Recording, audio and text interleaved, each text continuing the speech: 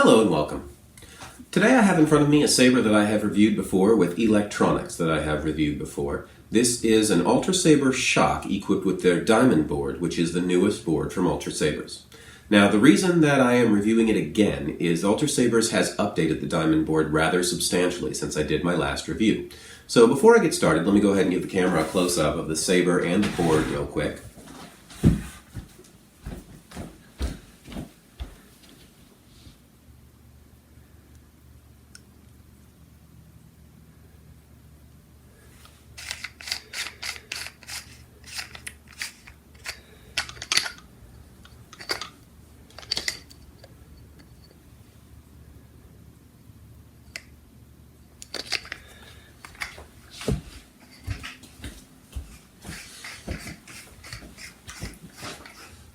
Alright, so pretty nice saber design, rather hefty actually, more so than a lot of other makers. But that's actually not a bad thing, it does feel a lot more solid. You saw the board is fairly low profile, which is definitely a step up from the Emerald hilt. If you are unfamiliar with this board and haven't seen my last review, let me give you a brief breakdown on it.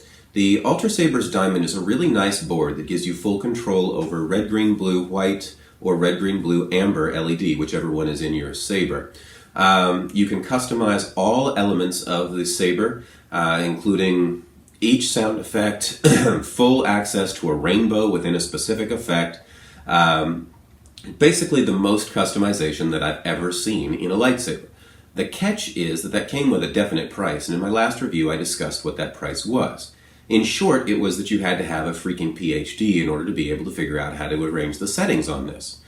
Just changing a sound font meant that you had to change everything related to that sound font, including the light, because the light and the sound font profiles were linked, and it was really a complicated process. So that was definitely the downfall of this. That and Felicia, but I'll talk about Felicia in a little bit. I have to now, I'm obligated, since I made my first review. Felicia is now canon, or at least was. Now she's expanded universe, I guess. But anyhow, we'll get to Felicia. So let me go ahead and show you some of what's possible with the Ultrasabers Diamond. This is probably the most ridiculous sound font I have, but let me just go ahead and show it to you.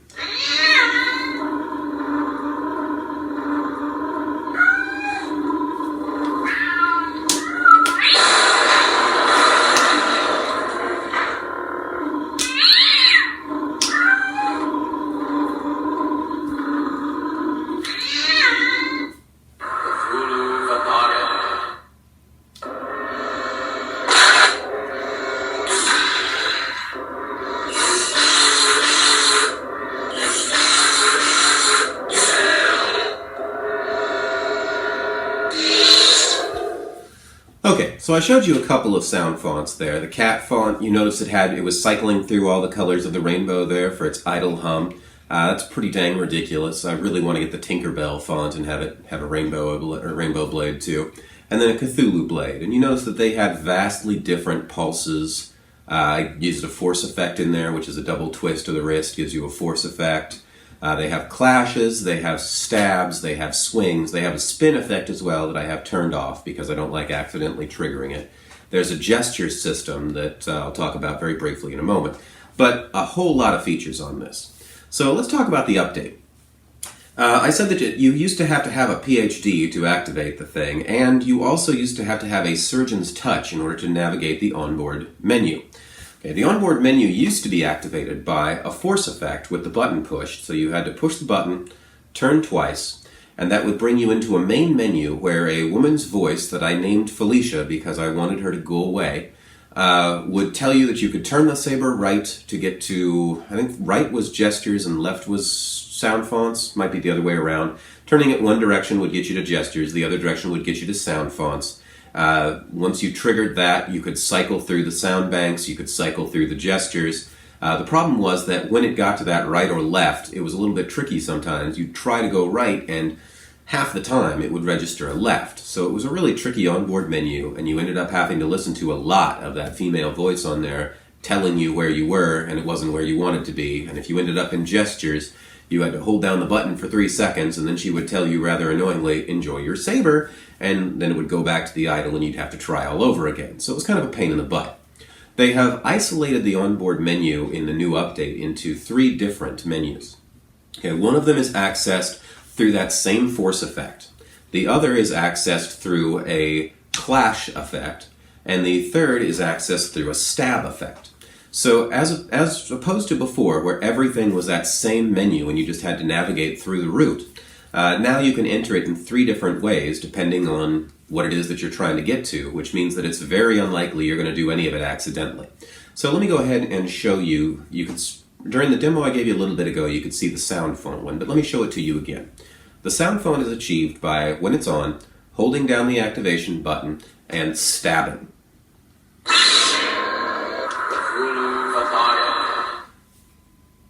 Alright, now I'm in the sound font menu. Okay, it gave me the tag effect for the sound font, and if I rotate it right or left, it'll cycle through the other fonts available. There's a mute font, Obsidian. Let me go back to that mute font real quick. There we go. Alright, once you get where you want to be, you hit the button, and there you are. I've got the mute font set up with a flicker of the amber. So here we go. In terms of the volume effect, actually I guess I don't want to be in mute, because if I'm in mute I can't show you the volume menu. There we go. Alright, so here I am with a strobe on Obsidian, or actually I guess this is fading from orange to red. The volume effect was achieved by holding down the button and clashing twice. Alright, so here I am in the volume menu, light is off. If I point the saber down, the volume goes down, to the point that it's mute if it's vertical with the tip down.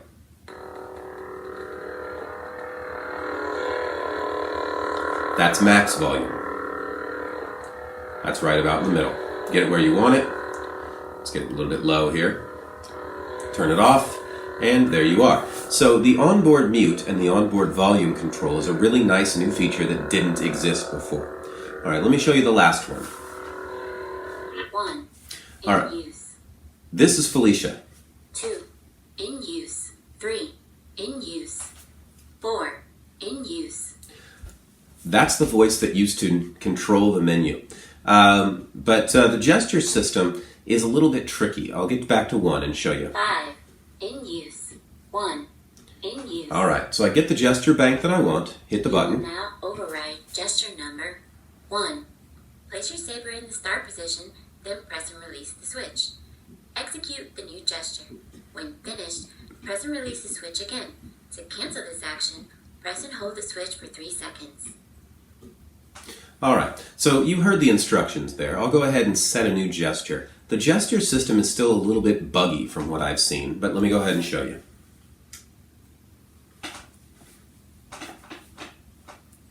New gesture program. Alright, pretty simple gesture. Let's see if I can execute it.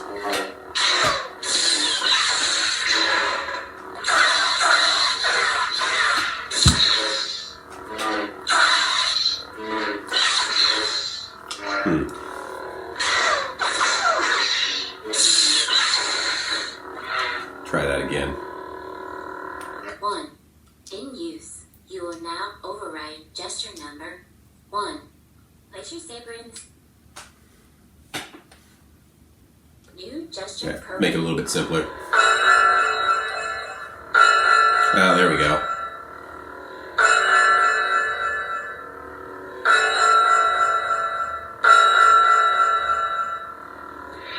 Alright, I'm going to go ahead and turn that off. I was hoping I could randomly trigger that bug that I was talking about. So trying to set a gesture, what it's supposed to do is when you execute that sound, you'll get whatever the gesture effect sound font is, and that's that red-blue flash with that dinging noise that you just heard. The problem is that quite often what I've experienced on this is that you either get a gesture that you can't execute again, or if you can execute it, it will continue to it'll continue to register the gesture effect as having been completed. I don't know if this is an error or what. There are sensitivity settings that you can tinker around with, but I found the gesture system to be rather unreliable and a little bit buggy as is.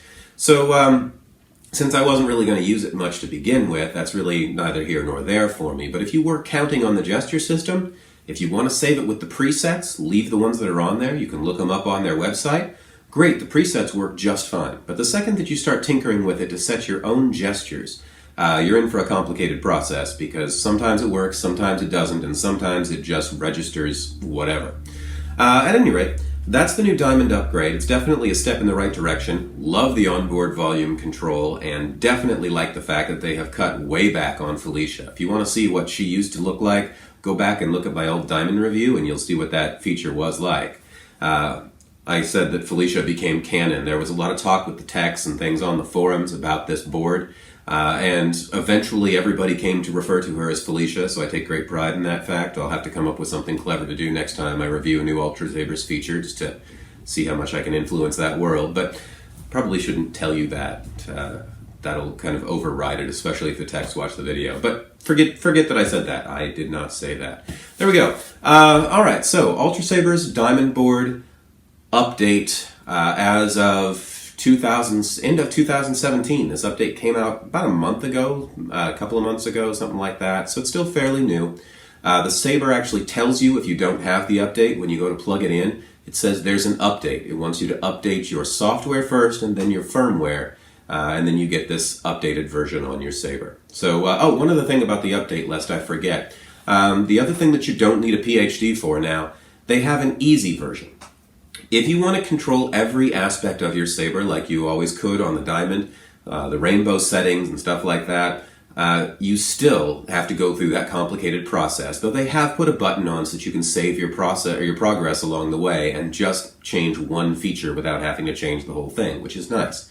They've also given it sort of an easy button, which is if you want the express settings, you can tell it, I want green, I want it to strobe to blue, and I want it to flash red. And it will do that. It's just set, it works with presets. My problem with that is the strobe is a preset pattern. If they could just give you a little slider bar,